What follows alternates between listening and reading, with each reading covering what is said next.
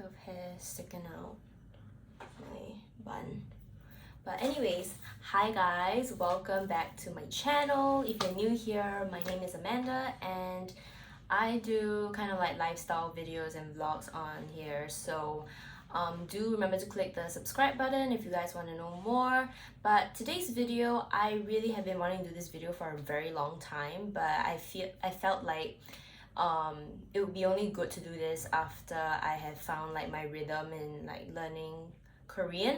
So if you click this video, it's probably because you are planning to learn Korean, or you are currently learning Korean but you want to think about how you could further make use of more resources.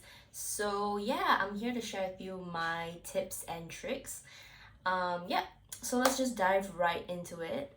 And just don't mind the Jimin poster I have right there.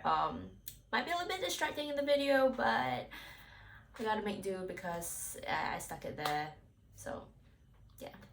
Anyways, today the first thing I wanted to share about is lessons that I take at Sejong. So if you have the financial capabilities to go for physical classes, I strongly encourage it because first of all, I learned from Sejong, which is this Korean school in Singapore, and currently I'm in beginners 1 term 2, which is gonna end soon actually. I finish in around November, and each course is like each term is it lasts for 3 months. Why I recommend, this is not sponsored in any way, but I think just in general, going for classes, I learned from native Korean teachers. So like my Nim is from Korea, and honestly, it's been like super clear in terms of how I learn the language because they teach you grammar every week, and you also learn and pick up new vocabulary every week, and you also have to do spelling tests each week, so it really makes you remember words more easily in a sense, and it trains you to like remember it better. Yeah, and what I like about going to Sejong is because I get to learn all these grammar points, and slowly but surely I'm like learning how to form sentences, your present tense, your past tense, all your topic markers, object markers. So I really like doing classes, and because of COVID, I'm actually having classes online. So they do have online Zoom classes that you can take because we can't go on campus, although they started reopening it. Yeah, and it's been like a joy getting to learn the language with my teacher.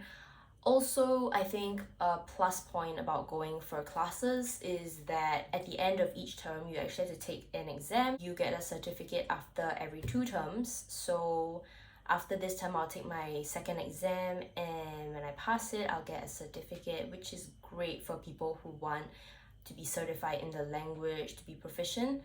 Yeah, it'll probably help you in your job in the future, and if you are perhaps planning to go to Korea to work, something like that. So I highly recommend. These courses are definitely not cheap, but it's very good because of the systematic way in how they teach you Korean. Secondly, I wanted to go into the other apps that I personally use to practice my Korean. So let me just get my phone. Okay, so this is my phone with Hobie, because this is a MRT card, T-money card. You use this in Korea. Not in Korea right now, but eventually when this COVID thing ends. But anyways, I use this app here called Hellotalk, and I recently started using this, but I am obsessed with it because first of all, you got to talk to natives living in Korea. They can be your age, they can be older than you, but you're here to really learn and converse with them. And what I really like about it is that, for example, so I was speaking to a friend of mine on this app. And for example, you could have like a conversation like this and they will correct your Korean, and in turn I also can help her to correct her English. So it's like a win-win situation. You help someone with the language that you are proficient in, and at the same time they help you with the language that you are trying to learn. So you really get to learn from Koreans living in Korea. And also because what you learn in the textbook is kind of like textbook conversations, like very static kind of convos. But if you want to talk more naturally, like how a Korean in their daily life would speak, definitely talking on this app helps a lot to know like generally how they would typically say something. So an example which I've been talking to a lot of Koreans on this app is, number one, they in school I learned Singapore, but apparently in Korea they say Singapore. So I learned that apparently in Korea they don't really say Singapore. So that's something I picked up, and I was actually shocked because I thought there's only one way to say Singapore in Korean, but apparently Koreans say it in a different way. And how I know that this is true is because I spoke to multiple people and they all say Singapore. So I realized that, oh yeah, Koreans actually don't really say Singapore. So yeah, that's just one example, but super helpful using this app. Some other apps that I like to use is Papago. So this is Papago.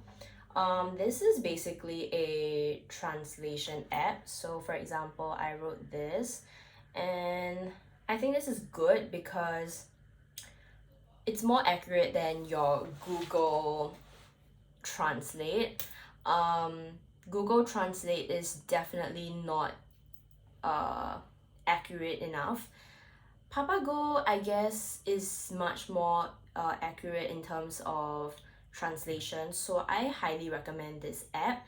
And what is good about it is after you type, you can actually scroll down and they break down the words for you to understand. So it's great.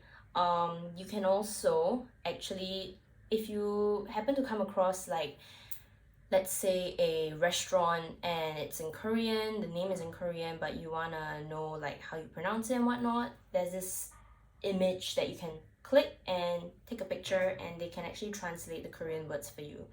So it's really good.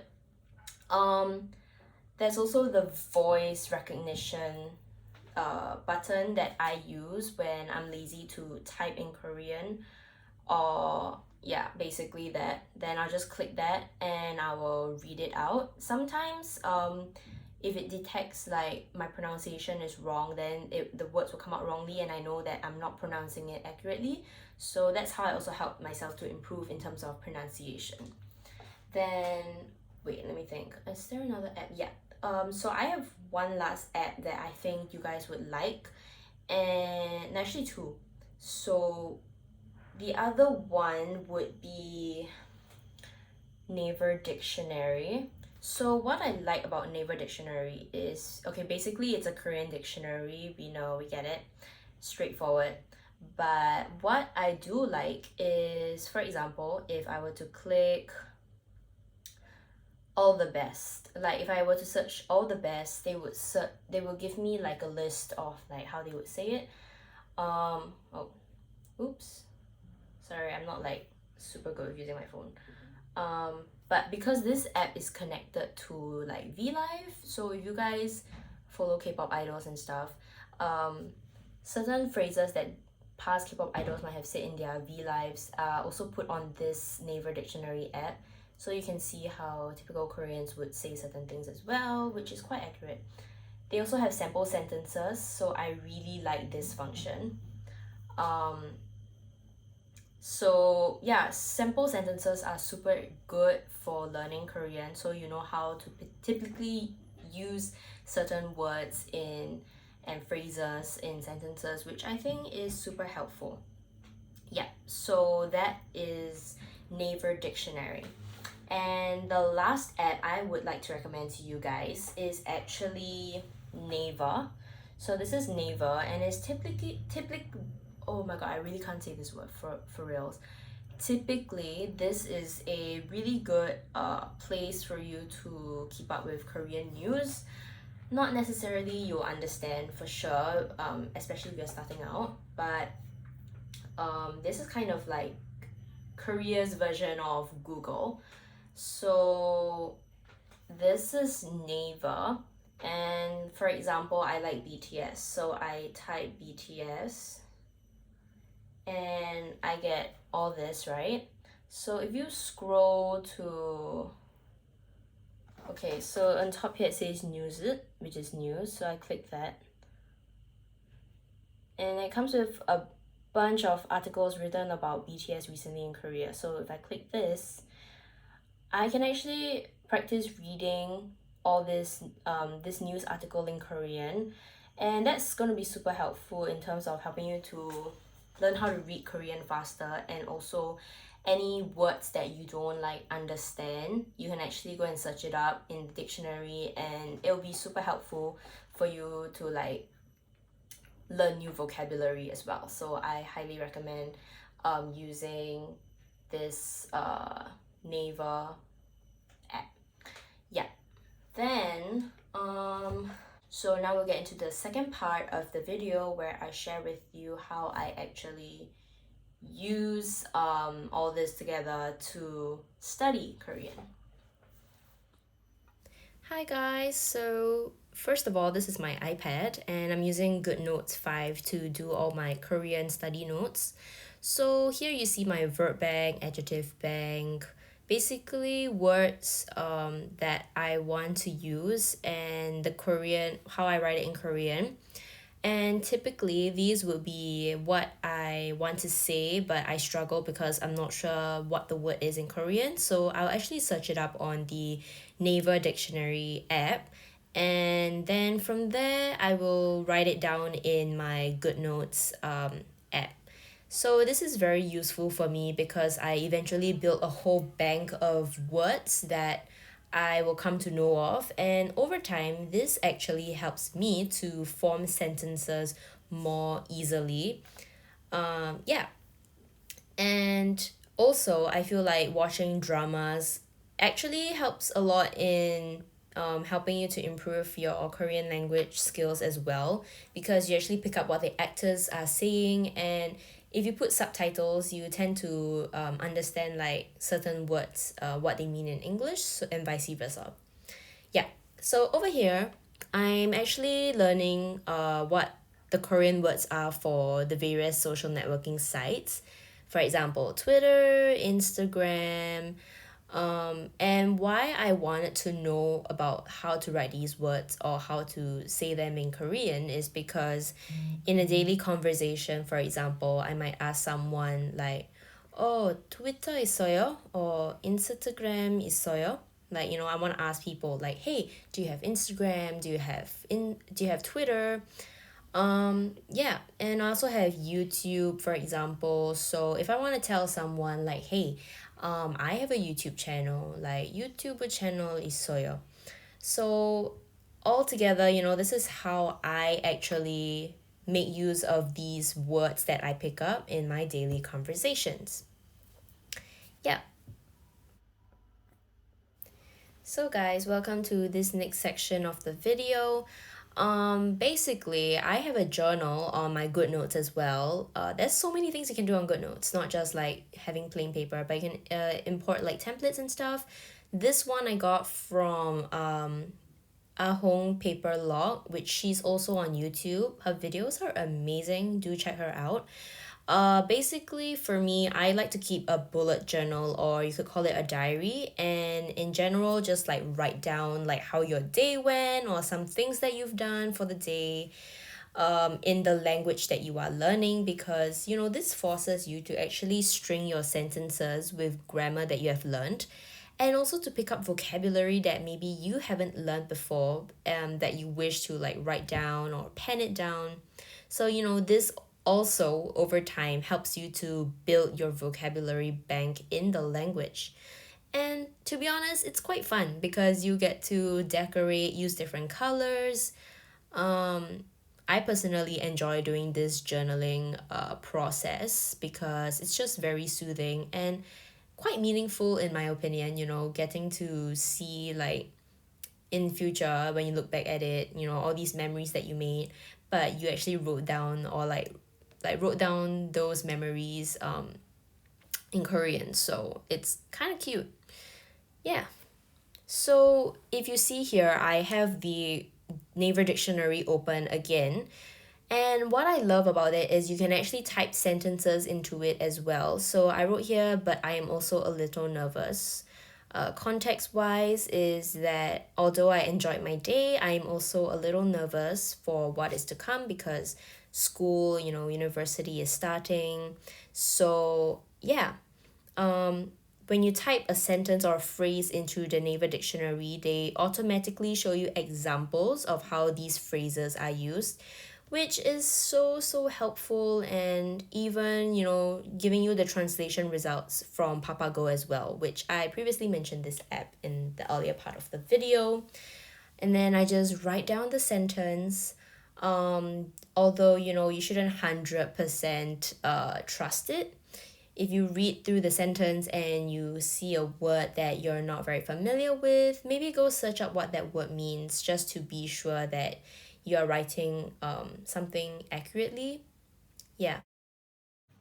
It's also so important to write down like every grammar point that you have learned, and this is so important especially in the beginning stages of learning Korean, because it really helps you to better understand how to string your sentences together.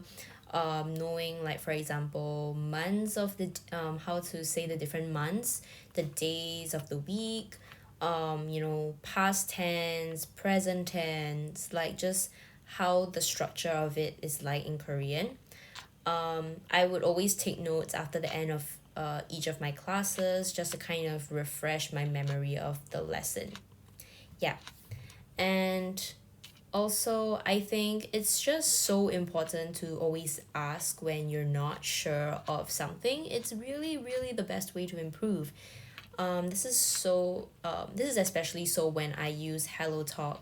So when I'm speaking with natives, they help me to correct my Korean, and when I don't understand why a certain term is used, because there are so many variants due to formalities in the language, I actually ask them like, oh, so when do I use this? So for example, between 나는 or 내가, they're both relating to like me.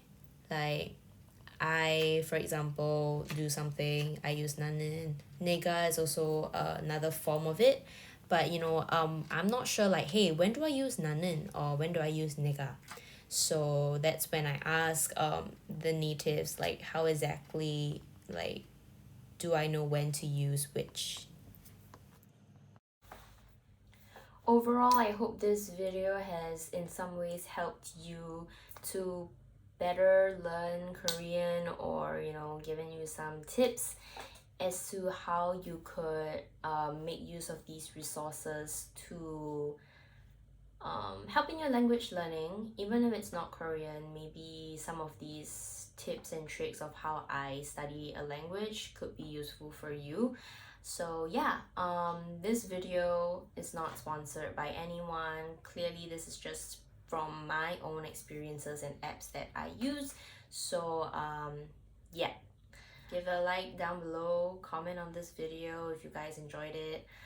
Yeah, and I'll see you again in the next one. Bye.